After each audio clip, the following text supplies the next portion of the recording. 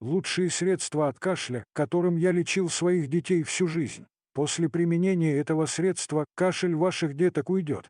Давайте эту смесь по 1 чайной ложке 4 раза в день во время болезни. Внимательно слушайте и записывайте. Кстати, я рассказал об одном секретном рецепте для здоровья в моем авторском канале. Ссылочка в описании профиля. Итак, берем одну морковку, яблоко и луковицу приблизительно одинакового веса. Натираем все на мелкой терке. Добавляем 2 ложки меда и хорошо перемешиваем. Ваши детки скажут вам спасибо. Всем здоровья!